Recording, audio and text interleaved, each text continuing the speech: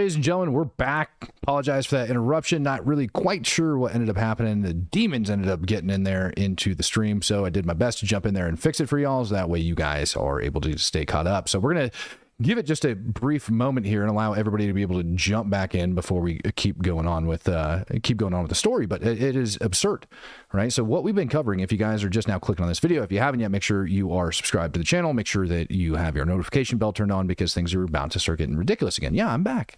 Told you, I'm back. I'm not going anywhere. I'm not going to not finish the story for the day.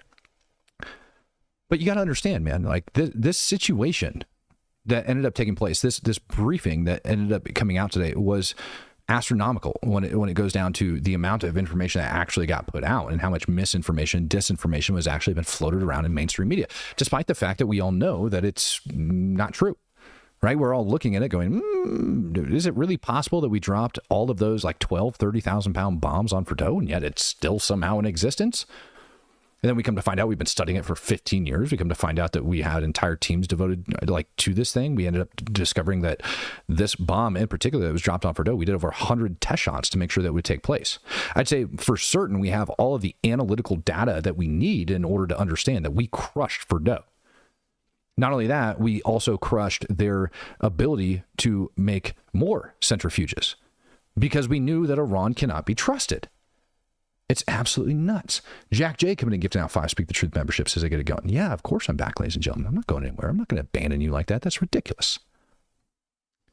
So with all of that information that's out there, people are still speculative. They still think that, oh, maybe it's not a possibility. Maybe it didn't happen. Well, ladies and gentlemen, they're wrong. They're absolutely dead nuts wrong. Now, with all of that information that we ended up putting out from the Pentagon, there's something more important that you guys need to understand. Number one, Khamenei's still alive. He ended up coming out with a brand new video today. He ended up coming out making brand new statements.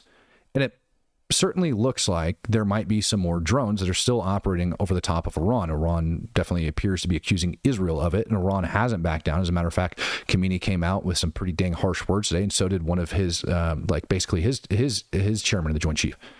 Ends up coming out and making their own statement today. So we're going to go over those here in just a minute about like what is the way forward for this, because I still don't think it's over. But there is reports coming out of Iran of large explosions, and you can actually see it here on the horizon inside this video, stating that we are still, or Israel is still, bombing Iran. But they're claiming that it's all being done through drones. And these drones, for like there's an actual video that ended up coming out. It's somewhere, here we go.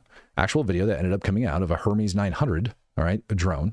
That allegedly was shot down over Isfahan yesterday. All right. Excuse me. The other day. Not yesterday, the other day. And there's still drone attacks and stuff like that that are taking place, reportedly. There's also reports of mass executions. There's reports of people getting rounded up. There's still people screaming that the revolution is going to take place. But more importantly is that the Ayatollah ended up coming out and making his statement about how it all works, right? Let's talk about the intel that ended up going into it. SECDEF ended up addressing all of the intel. There's been a lot of discussion about what happened and what didn't happen. Step back for a second. Because of decisive military action, President Trump created the conditions to end the war. Faraday coming in and giving out 5 Speak the Truth memberships. Appreciate you, brother. Choose your word. Obliterating, destroying Iran's nuclear capabilities. I want to read some of the assessments that have been provided, because whether it's fake news, CNN, MSNBC, or the New York Times, there's been fawning coverage of a preliminary assessment. I've had a chance to read it. Every outlet has breathlessly reported on a preliminary assessment from DIA. I'm looking at it right now. Again, it was preliminary, a day and a half after the actual strike, when it admits itself in writing that it requires weeks to accumulate the necessary data to make such an assessment. It's preliminary. It points out that it's not been coordinated with the intelligence community at all. There's low confidence in this particular report. It says in the report there are gaps in the information. It says in the report multiple linchpin assumptions are what this assessment. Imagine that. A linchpin assumption. You know what that is? That means your entire premise is predicated on a linchpin. If you're wrong, everything else is wrong. So a lot of information there to take in, right? This is one single report, a day and a half after the strike, which acknowledges that it's falling short, which acknowledges that it doesn't have everything, and so on and so forth. It is one report. And the mainstream media, while they chose to leak key words out of this thing, didn't happen to throw out all of that other information At all. And yet, and still, this report acknowledges it's likely severe damage. Again, this is preliminary, but leaked because someone had an agenda to try to muddy the waters and make it look like this historic strike wasn't successful. I'm going to get to the chairman in a moment because he's going to lay out the particulars for you based on his professional military experience. But here's what other folks are saying. The DIA that put that report out says that this is a preliminary low-confidence report and will continue to be refined as additional intelligence becomes available. Imagine that. How about the Israeli Atomic Energy Commission? The devastating U.S. strikes on Fordow destroyed the site's critical infrastructure and rendered the enrichment facility inoperable. Have any of these quotes made their way into the New York Times or the Washington Post, MSNBC, CNN? Any of these quotes? How about this one? This is a new one from the UN, the United Nations. No friend of the United States, or certainly Israel often. Here's the head of the UN Atomic Energy Agency this morning, Rafael Grossi. U.S. and Israeli strikes caused enormous damage to Iran's nuclear sites. Don't take my word for it. How about the IDF's chief of staff? I can say here that the assessment is that we significantly damaged the nuclear program, setting it back by years. I repeat, years. Years. The Iranian foreign minister, the spokesman, our nuclear installations have been badly damaged, that's for sure. I'm sure that's an understatement. John Ratcliffe, the director of the CIA, putting out a statement just last night. CIA can confirm that a body of credible intelligence indicates Iran's nuclear program has been severely damaged by recent targeted strikes. Guys, this is a 5-minute clip from Fox News where he just rambles off the entire time about all of the different intel reports, all of them, that detail how jacked up that site got. They ignore everything else, and then they put that in there. It really, seriously has to make you wonder what the hell the MSM was thinking in putting that out. I talked about Khamenei. Talked about him. Told you that he might not be alive, that he might be dead. Haven't heard from him in days. This morning, he ended up putting out a very long speech. Let's go ahead and listen to a little portion of what Khamenei had to say today. I should congratulate the people. First, I would like to congratulate them on the victory over the fake Zionist regime.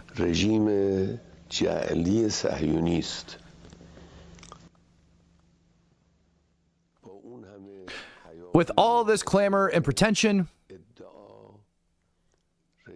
the Zionist regime was almost annihilated and crushed under the blows of the Islamic Republic. The second congratulation is on our dear Iran's victory over the American regime.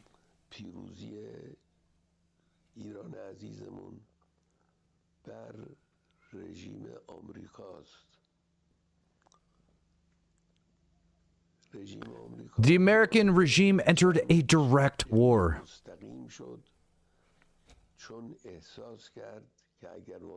because it felt that the Zionist regime would be completely annihilated otherwise.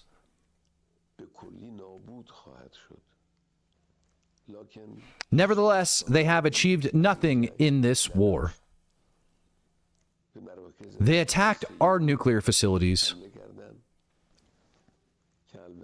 and this by itself warrants punishment by the international courts.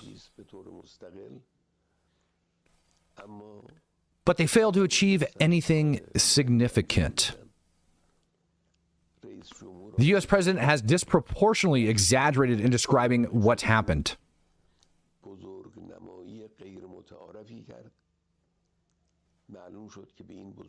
It turns out that he needed such exaggerations.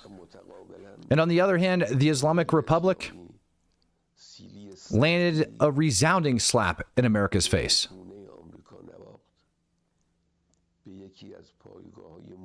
If attacked, Al Udeid base, one of the most important U.S. bases in the region.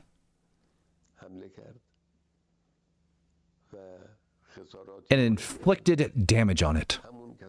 The same people who exaggerated about the damage on Iran's nuclear site have tried to belittle what happened in this case. They said that nothing happened while a great thing did happen. Like, is he out of his damn mind? Like, does the Ayatollah think that nobody else, like that everybody is blind? Maybe inside of Iran they're blind, but the rest of the world isn't being gaslit by the Ayatollah. Not a single ballistic missile impacted Al-Hadid. Not one. We would have had so many photographs of that sucker floating around by now showing any damage whatsoever at Al-Hadid. The freaking pro-Palestinian people, the Iranians, everybody would have lost their shit. They've been like, oh my God, Iran threw a massive blow to the United States of America. And yet the Ayatollah, in this alleged real video, some people are saying that his voice is dubbed over it. It looks real to me, but I'm just letting you guys know that some people are saying it's AI generated and et cetera, et cetera, et cetera. And so they're saying that this could be him being dead, and that they just kind of like randomly came out. They're saying that the style of speaking that he has is different from his other ones. Ladies and gentlemen, I'm not buying into all that crap just yet. I'm not. But what I am going to state is that Iran 1000% is going to continue on. They're going to do their best to try to continue to enrich uranium. I think they are shut back years from getting there. Just based off of everything I've seen and everything I've heard so far, years and years set back from ever being able to start spinning centrifuges again and making everything happen. We bombed their ability to generate new centrifuges. Every single location that they were spinning up uranium at had been struck. We had blasted the crap out of their most formidable force. And in the event that we ever get information that they're doing again, you bet your freaking behind we are going to do the exact same thing. Sun Wukong says the tubes are out to get you. Nah, man, they're not out to get me. It's just, I don't know, man. I wish I could tell you, but yeah, it certainly seems that way. Incog Faraday coming in gifting out 5 Speak the Truth memberships, and Jack Ray gifting out 5 as well during this part 2 of how ridiculous is this. Let's give a listen to the Iranian general. He says, and he warns the United States and Israel of a devastating response if they fail to learn from previous crushing strikes on Al-Hadid base in Qatar.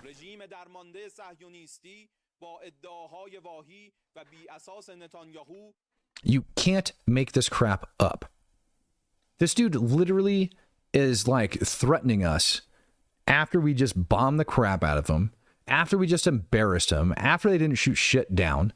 This is one of the most ridiculous things I've ever seen. Gavin Smith said, who would win in a fight, the Ayatollah or the goat on a stump?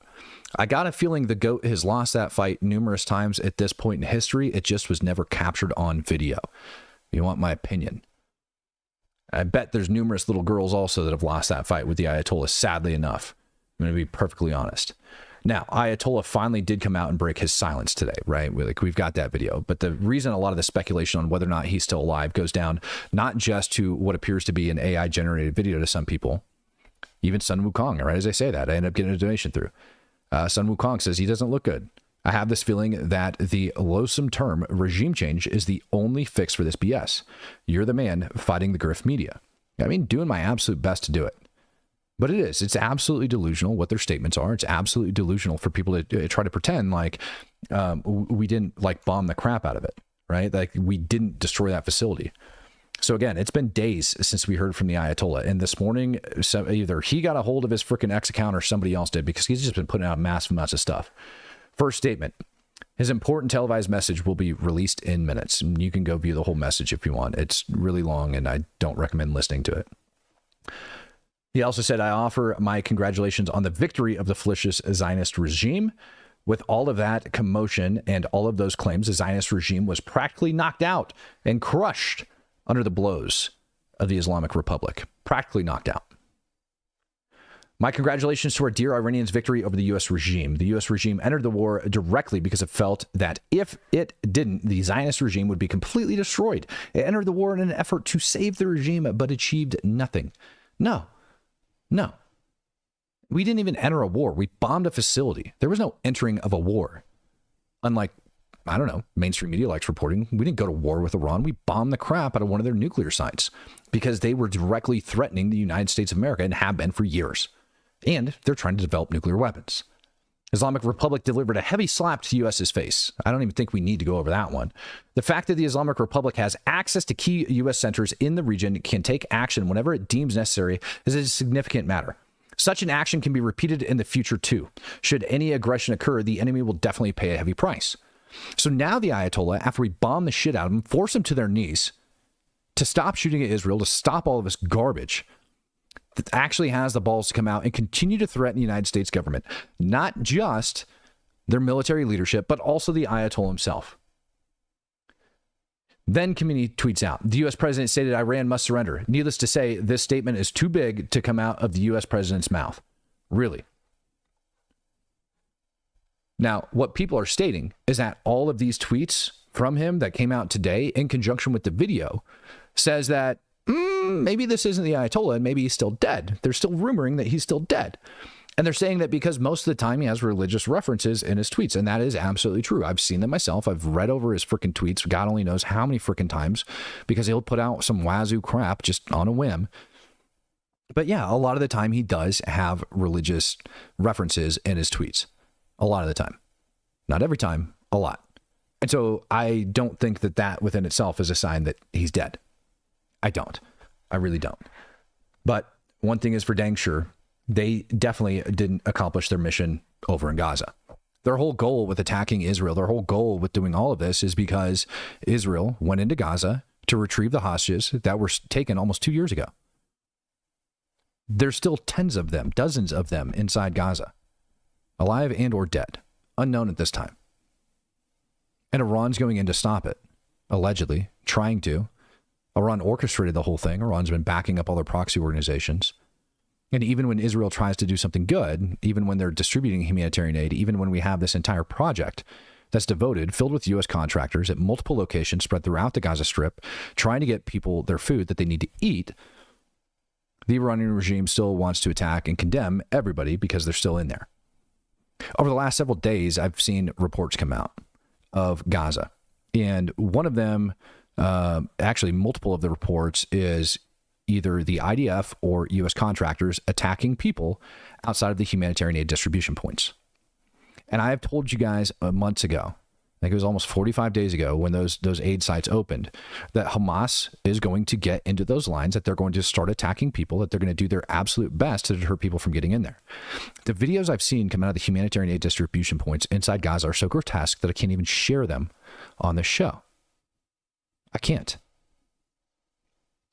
Dozens of people wounded and or killed, and zero evidence suggests that Israel actually did it. But that's the narrative that's coming out, is that Israel and the United States are the ones that ended up attacking all of these people over inside Gaza as they're attempting to get humanitarian aid. We exercised complete and total control over the distro of it to make sure that the people actually got what they needed. And every single time I tell you that Hamas has been stealing humanitarian aid, that Hamas is inside the Gaza Strip, that they're doing horrible, horrible things to people, nobody wants to believe it. Then today this video comes out.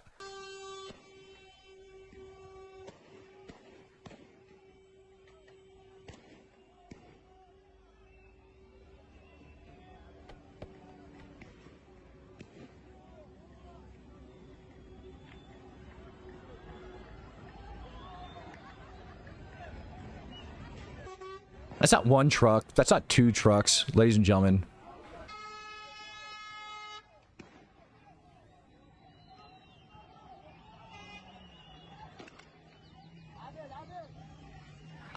Can you compare the linguistic patterns? Probably. Should you? No. And again, you're relying on AI, which is easily fooled, easily tricked.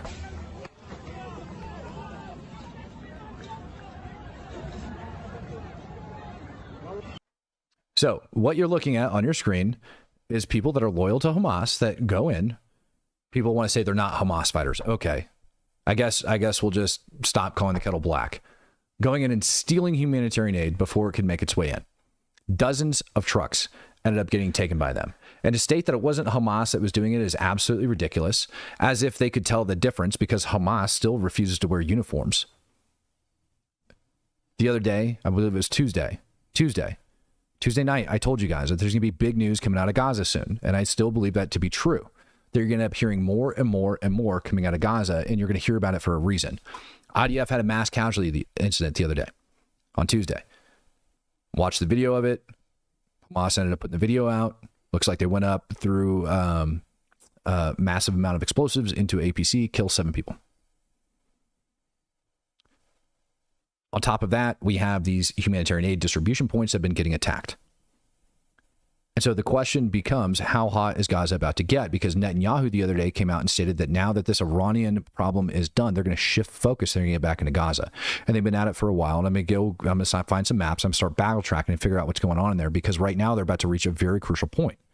They still have not figured out, to the best of my knowledge, where they're going to end up putting all of these Palestinians when they go to rebuild the Gaza Strip. They have the southern portion of Gaza that's been closed off. They're turning into HA distribution points. They're still blowing up tunnels. I see several kilometers of tunnels getting blown up all the dang time. All of this stuff is still happening, and it's been ongoing in the background. It's been kind of covered up.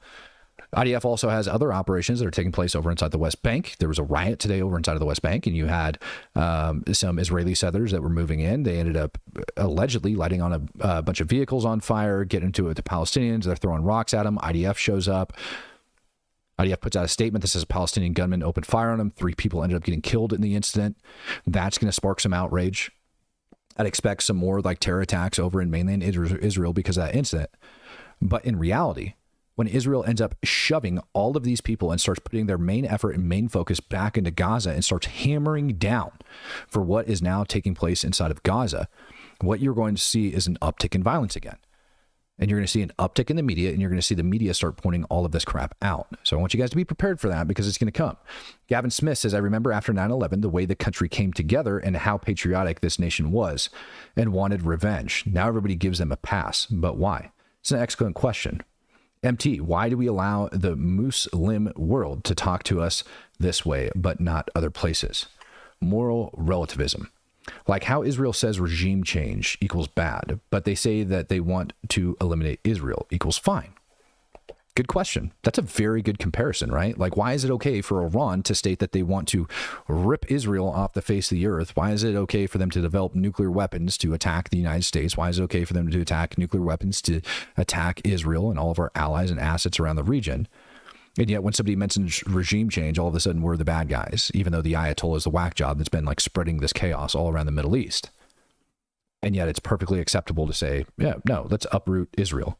That is the crux of the entire situation, right? And then they end up trying to tell you that it's not about that. It's about all of their aggression. You know, it's even worse. Palestinian Authority came out. Hamas is murdering civilians who came to the Gaza aid distribution centers. Palestinian Authority Daily ended up coming out with that report. And there's videos of this, by the way. Not just a couple images, but actual videos of this taking place. I've seen videos of Hamas capturing people and executing them. They're going over there for that. They're attacking the humanitarian aid distribution points. Why? Because they do not want the people to be able to rely on that. When I told you guys that this is a battle not for physical terrain, but human terrain, I meant it. And so what ends up happening is Hamas ends up going in, they end up murdering these people and end up trying to turn them away from getting it. And then they go and they hijack the humanitarian aid and they try to sell it back to the people. And what that does is it sows even more chaos and more confusion. It gives them propaganda. So it's a win-win either way. And when people are trying to say that, they wouldn't end up killing their own people, that's absolutely insane. There's no reason for them to do that whatsoever. You got to understand that the way Hamas would see this is that they are just taking these people out for the side of jihad. That they can go and they can kill these people, and that's okay because they then become martyrs. They died for the righteous cause, and that makes it okay. They're saving their souls, ladies and gentlemen. You didn't know that? That's how that works in their minds. And so, yeah, it's cool for them to go and execute them. It's cool for them to launch these attacks, even on innocent women and children, even on innocent men, whoever the hell it is, let's go over there collecting it because it makes it okay for them. Somehow they're able to get away with it all, right? And nobody's going to question it. Everybody's just going to believe that it's Israel that's over there doing it, despite the fact that we have pictures, videos, everything of Hamas grabbing these people, executing them. And there's no substantiated information. I'm going to tell you that right now. Zero substantiated information that I've been able to find because I have been following that crap on the backside. When I told you guys that my brain was fried over this last week and a half, I mean that. Brain was absolutely fried because I'm trying to keep up with that. I'm trying to keep up with what's going on with Russia and Ukraine and trying to keep up with the strikes that were taking place over inside of Iran. So I've been watching all of this crap and I've been looking for any credible source, any credible video that I can analyze that shows Israel is executing these people or doing anything like that. I can't. You know what I did hear, though? You know what I did hear? that Hamas has been chucking hand grenades at these people outside of the humanitarian aid distribution points. That's what I heard. As I look into things and as I try to find and as I dig a little bit deeper, that's exactly what I hear is taking place over inside Gaza. So it's absolutely ridiculous to me that all of that's happening and that nobody's going to question it. You want to see what some of these videos look like that I'm talking about? Humanitarian aid distribution point. See people like literally running for their freaking lives. Here's a freaking gunman shooting at people. Does that matter? Do people actually believe that? Linda Liu, believe it or not, I do have an assistant and she is amazing. Her name's Casey.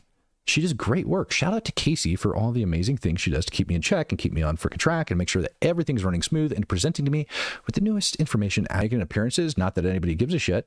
Jackson Hinkle. Jackson Hinkle is now back. He's now starting to come out and he's now starting to speak again.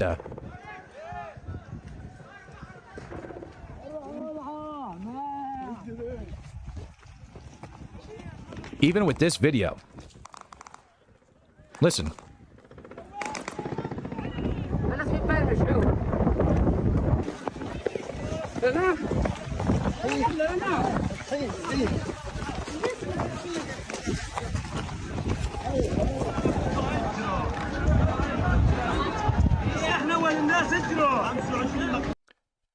You want your proof that Israel's not the ones that are doing this? Is that what you want? You want your proof that Israel's not doing this? Check this out. Here's your proof. Gunshots and all of that other crap going on. You got people that are still walking with humanitarian aid, but even more so, you end up having people that are running to go get more humanitarian aid. If Israel was executing people, if Israel's the ones that are shooting at them, they would not be charging into bullets between Israel and the contractors and then being like, oh, you made it to the front. Like, is it a congratulatory prize? Like you managed to dodge all the fire, but we're still handing you crap? No, that's not it either.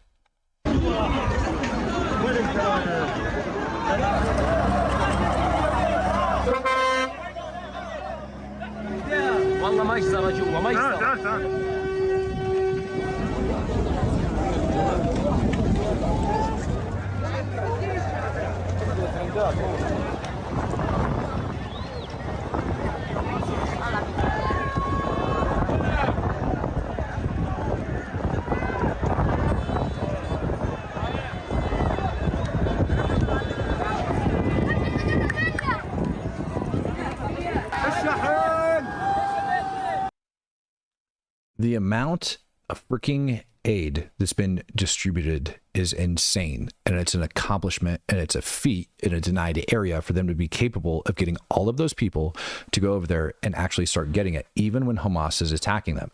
If you want like actual proof that the tides are starting to turn over inside Gaza and that Hamas is drastically gripping to this narrative that they're still in control and that the Palestinian people inside Gaza actually want them there and in control, watch those videos. Like I said, I wish I could provide you the videos on this channel to show you the amount of people that have been killed or wounded outside these distribution points, but it's insane. It's absolutely nuts. And yet the people are still showing up to get their humanitarian aid knowing that that's coming. That's defiance, ladies and gentlemen. Like, you want to read between the lines of what's going on over there, just like I told you to read between the lines when it came to the protests that were taking place or the militia members that got stood up in the South and all of that going on. I referenced that video to you, knowing that Hamas has been attacking those people, knowing that Hamas is capturing and executing those people, knowing that they're doing all of those things, they still show up to the humanitarian aid distribution sites. Trouble Actual. So some of y'all need to recognize how much research Matt does. The amount of research I do to keep up with Tardio is tiresome. Love you, bro. Yeah, it is. It is quite literally a full-time job. I mean, when I'm not researching, I'm either speaking on the subjects, I'm involved in different feeds. I have so much information that I take in on a daily basis and have to do my best to be able to take it and piece it together for you guys. It's a lot of stuff that's out there. And what's even worse is just like we saw with this, like, likely most covered military action that the United States military has conducted in a very long time. Even then, there's loads of disinformation. Dude, minutes after we started bombing Fordo, there was disinformation that ended up coming out, stuff that I'm able to easily recognize, things that look like nuclear explosions, claiming that freaking Fordo had been blasted off the map, et cetera, et cetera, et cetera. Now I want you to imagine places like inside Gaza where I've got to dig and find actual accurate information to be able to bring and present to you like the facts. It's a lot. It's a lot to keep up with. It is. Gavin Smith says the real victims are the children born into that. And I've said that before, man. I don't think a lot of people also understand that. Being born into a situation like what's taking place over inside Gaza is absolutely insane. You just can't. You can't imagine what it's like to have somebody that like sits there from the moment that you're born to try to tell you that everybody outside of this place is your enemy, that everybody is trying to kill you, that this land belongs to you, that it's the promise of God. These are people that you trust.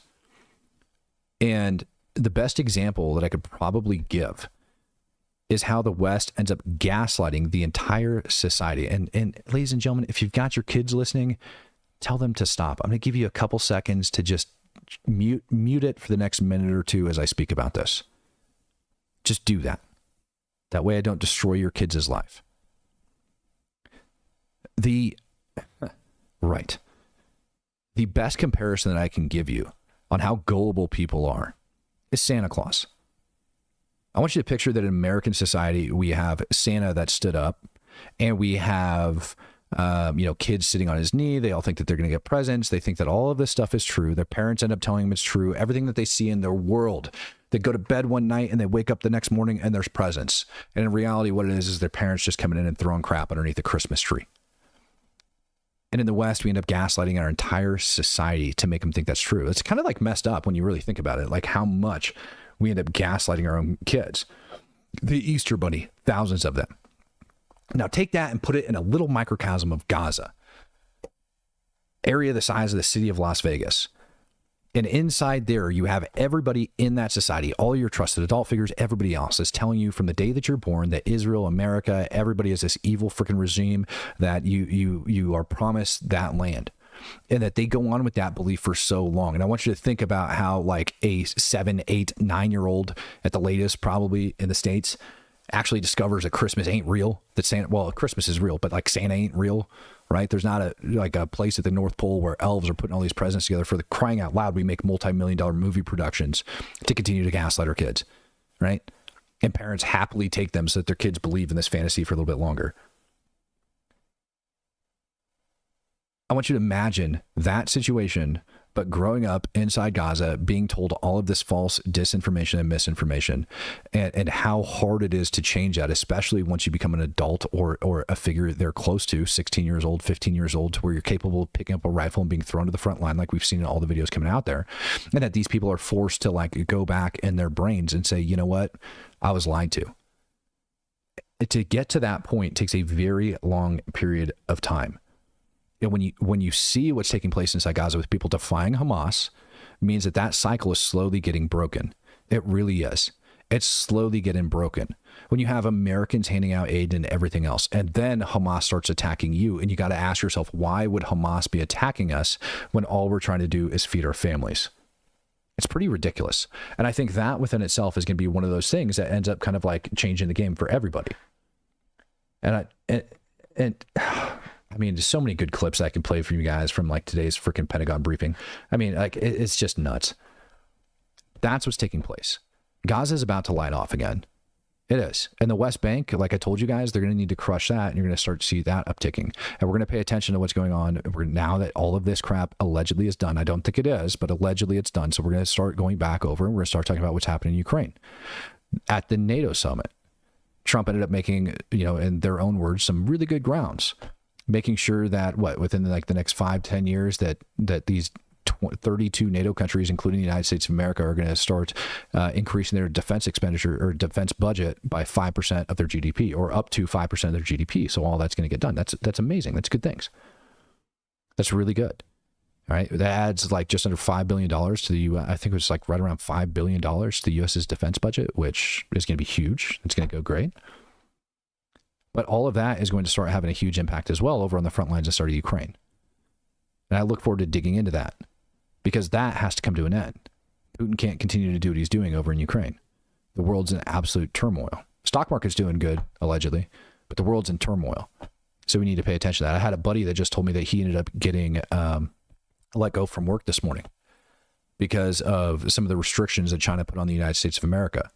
We do have a financial war that's taking place right now. And I'm going to actually bring that friend on in a little bit to talk about what took place in the industry that he works in. And I think it's important for you guys to understand that, because American jobs are actually being affected by this. While we might not have bombs falling into the United States, what we're having people coming after our financial industry. It's wild what's actually taking place. China and Russia know that they can't take America head on in a freaking near peer conflict. But what they do know is that they can go after the US dollar. And I think that's how it's actually coming through. Ladies and gentlemen, I appreciate you for joining me for another episode of the Speak the Truth podcast. I'll see you guys tonight, 9 p.m. Central Standard Time. In the meantime, ladies and gentlemen, I freaking love you, man. Peace, love, happiness, and God bless. I'm out of here.